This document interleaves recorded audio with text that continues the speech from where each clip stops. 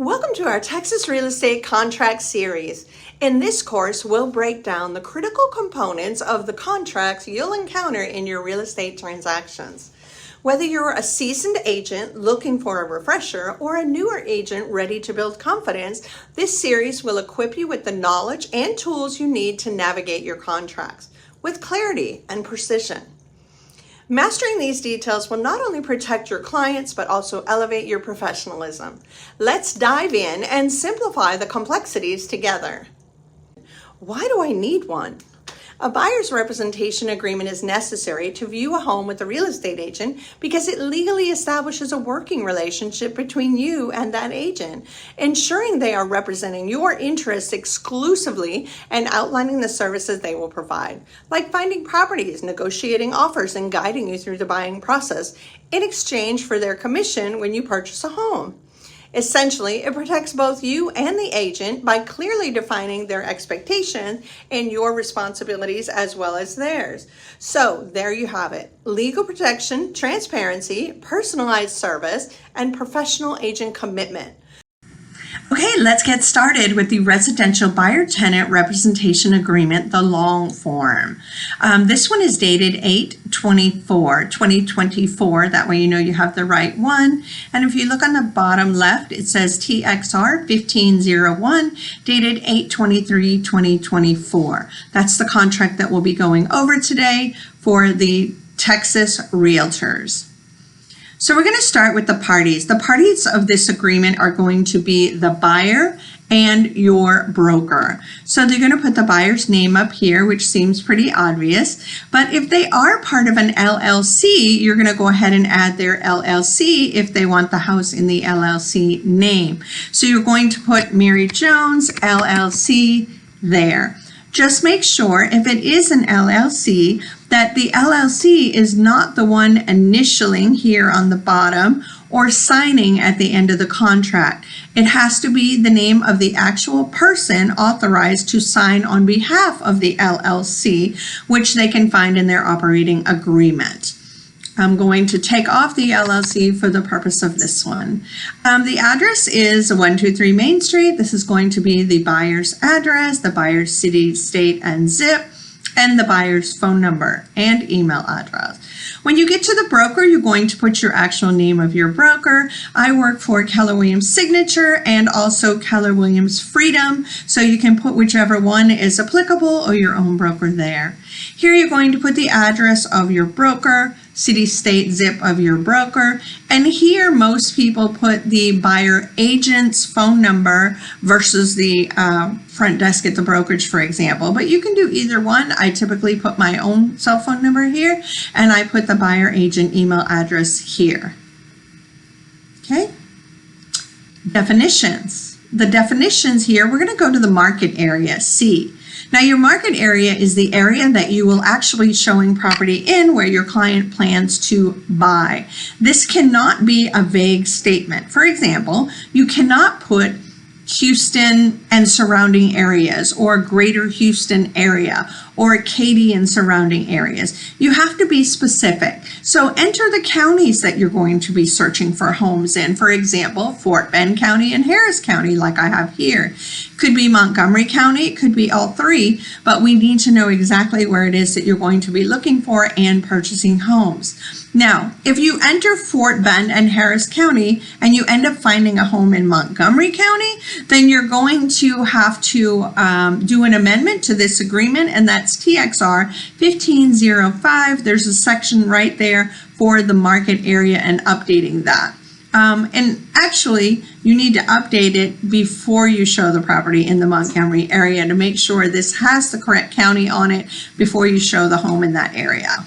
That's TXR 1505. So cover all your bases here. And it doesn't have to be based on county. You can put the actual city. If you want Katy, Fulshire, Richmond, Sugar Land, put all the cities, you can put all the cities. If you want to just put a specific address, or maybe you've agreed only to show them 5 homes, you can put 5 addresses there. Whatever works for you, as long as it's specific. So we're going to go down to the term here. This agreement begins and ends on. Typically, This one has January 3rd and ends on April 30th. Sometimes I put 3 months, other times I put 6 months. It depends if I'm looking for a needle in the haystack or not. If it's a property that I think is going to find us a while because they're being very specific on what they want, I might extend that date. If it's a family member, I might extend it as well. Whatever you're comfortable with, but I wouldn't put it any less than 3 months because you need time. Here, it's going to talk to you about the broker's obligations on negotiating that I talked about at the beginning of the video, and different provisions of the agreement. This is to cover your client as well as covering yourself. So let's talk about broker's compensation. Broker compensation or sharing of compensation between brokers is not set by law nor fixed, controlled, recommended, or suggested by the Association of Realtors, MLS, or any listing service. Broker compensation is fully negotiable. Brokers independently determine their fees. Broker is prohibited from receiving compensation for brokerage services from any source that exceeds the amount stated in this agreement. So whatever amount you put here is going to be between you and your client. It's not recommended by me. It's not recommended by my broker or anyone else. So here, when earned and payable, client will pay the broker and you complete all that apply. So your purchases is going to be a percentage. Whether you charge 1, 2, 3, 4, 5, 6, 10% is completely up to you. But you do have to put a number here if you're going by a percentage. So you'll put your percentage here. It doesn't let you put a letter. I was just going to put X. So whatever your percentage is, you're going to put it here. Or if you're not going to be using a percentage, then you can also go here and use a dollar amount. You could say, I don't want to charge a percentage. I want to charge a flat rate for being your buyer rep at 500, 1,000, 2,000. Again, it's negotiable. Whatever number you guys come up with and decide to put in that box, you'll go ahead and put in that box. Now, for leases, if you are doing a lease, typically in Texas anyway, leases are 50% of the first month's rent. So here you would then enter the 50%. It could be also 100% of the first month's rent. I've done some high rises here in Texas where they give 100% of the rent. So check out some of those high rise apartments downtown. If you have any clients that are looking for high rise apartments, you could potentially get 100% of the first month's rent. Glad to talk to you more about what it takes to get into apartments, just in case you want to make some money while you're working to get some other homes. And again, you have percentages here and flat fee. Whatever works, and whatever you negotiate with your clients is perfect. Okay, now I want to notice number B. So we're still on 7, broker commission. Broker commission B, sources of compensation. When you're speaking with your buyer, you want to make sure they understand that although, yes, they are committing to an X% here in the purchases or flat fee amount, that the broker will do all possible to obtain payment of the fees specified in 7A, first from the seller, landlord, or their agent. If such person refuses or fails to pay broker the amount specified, the client, the buyer, will pay the broker the amount specified less any amount broker receives from such person. So in that example, it's basically saying if the seller is not paying any agent commission, then the buyer will be responsible for the percentage that's in here. It also says if the seller is going to pay X% and there's a difference, and the buyer will pay the rest. So in an example of, I don't even want to give a percent example, but whatever it is, the buyer will pay the rest. The seller will pay some and the buyer will pay the rest. And then at instant, you will have to have a TXR 1505 to amend the amount here. New construction. So here on 7E, you have 1 and you have 3. Now, in these cases, you're not going to know at the very beginning when you start showing homes if the new construction home that you're going to purchase has an extra bonus or added money or additional contractor. It says here, if client uses a broker service to procure and negotiate a construction of improvements to property that client owns or may acquire, client ensures the broker will receive from client or the contractor at the time construction is essentially complete, a fee equal to blank. So here's where you're going to put the amount that the construction company is going to be providing. And there could be other compensation as well. And then here is where you would insert additional amount. You cannot use TBD. You have to have an actual amount that's going to be provided to you, and you have to be transparent. So make sure everything is on here. If you don't know now, you just put NA, and then you can do a TXR 1505 to exchange later. Now we're going to go to your protection period. I typically use 30 days for my protection period. This could also be 60 days. It depends. You could talk to 5 different people and probably get 5 different answers. This basically means if my contract ends and I find that the client that I showed a property to ends up buying that property later with another agent, then I am entitled to compensation. So read here, learn your rights, and take it from there. County is 7H. County is going to be Harris in my example because I work for Keller Williams Signature and Freedom. So I'm going to put Harris here because that's where I'm actually going to be paid. Number 8 is going to be D here. Name any employer, relocation company, or other entity that will provide benefits to the client when acquiring the property in this market area. So if your client is with a relocation company or a third-party entity, you're going to want to enter that information here. Otherwise, you just select NA. Intermediary status or no intermediary status. So this is basically saying, does your client wish to acquire one of broker's listings? That's saying the client authorizes the broker to act as an intermediary, and broker will notify client that broker will service the parties in accordance to one of the following, and then it gives you 3 choices. So it's basically saying, I work for Keller Williams Signature. We also have a Freedom office, and my broker actually has a few different offices. It's basically saying that my buyer is okay with me working with another agent from my same brokerage. And that's it. So intermediary status is there. They can read the rest here and making sure they agree to everything. And then you have the option of no intermediary status. 9 times out of 10, it's going to be intermediary status, but I have seen it at least on one occasion where they did not want no intermediary status.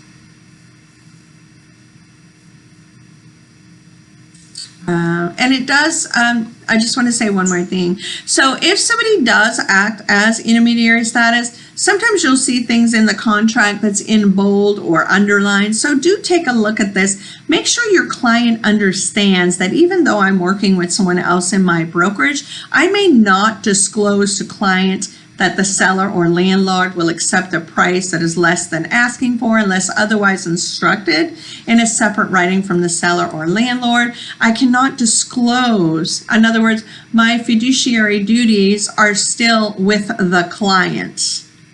So maybe read over this. And you can see here all the protections, right? Confidential information, competing clients, mediation, default, all the things, limitation of liability. This is why you have a form like this. It protects you and it protects your client as well and shows that you're in a committed relationship with your buyer. Now on the addenda, typically you're definitely going to have the IABS. That is required. General information notice of buyers and sellers is also a required document. It's very good to have this up front at the same time you're filling out the buyer rep and the brokerage service agreement. It's only information. It discloses information, provides information to your buyer. The more information the buyer has, the better, right? Also for your protection, get a home inspection, wire fraud warning. I would definitely have these documents to your client right up front at the time they sign the IABS and the buyer tenant rep agreement. Again, it's just giving them more protection and gives them more information that they need to know about buying a property. If the property, of course, is 1978 or older, then you're going to need protect your family from lead in your home. You're also going to need information about special flood hazard areas, but we'll add those as we go along once we put a contract on the home itself. Special provisions is going to be blank, 0, nothing in there, no NA, nothing, just don't put anything in there. Additional notices. So all these additional notices are in bold. It's always good to tell your client or ask your client to please read through this contract and make sure they understand everything and what it means. Right here, consult an attorney. Broker cannot give legal advice. I cannot give legal advice. This is a legally binding agreement. Read it carefully. If you do not understand the effect of this agreement, consult your attorney before signing. Buyers, sellers always have that right. Now, here you're going to put your broker's printed signature. Keller Williams signature in my case could be Keller Williams Freedom or whatever your broker name is. Here you're going to put your license number. Now, if you don't know what your broker license number is, you can get that from your IABS, and I can show you where to find the IABS here in Houston.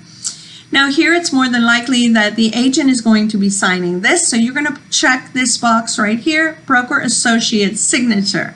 And later we're going to put the signature and the date via DocuSign.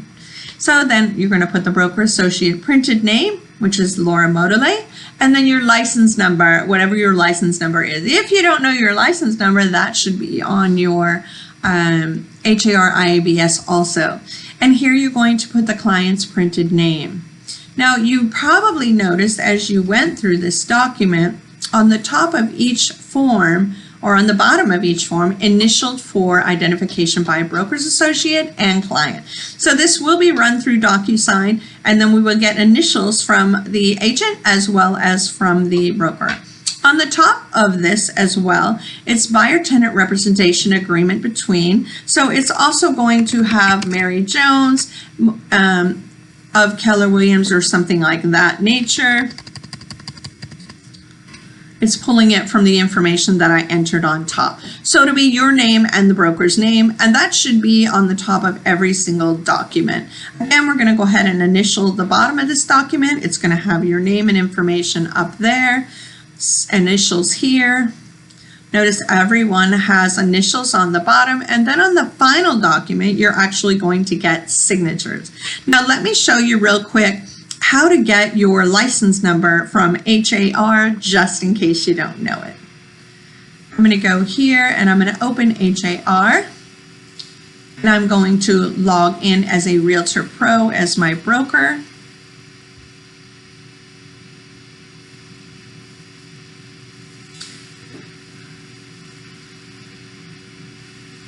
Okay, and over here on the left-hand side, I'm going to select my account info, information about brokerage services, and right here I'm going to open this document up, and it's going to give me all the information I need. Right here it's going to give me the name of my broker, license number, email address, and phone number information. Now over here it's going to give you, we have some documents that ask for the licensed supervisor, and our licensed supervisor is written right here, the name of the broker, and so forth. So you're going to have all of that information. What an IABS, it tells you what an IABS is, and it's critical. As soon as you have the first conversation about real estate, you should be giving your clients the IABS. It's basically just a broker, it tells you what the broker's responsibilities are and what the agent's responsibilities are, and you just kind of read through this with your client, and it is required, so let's learn it.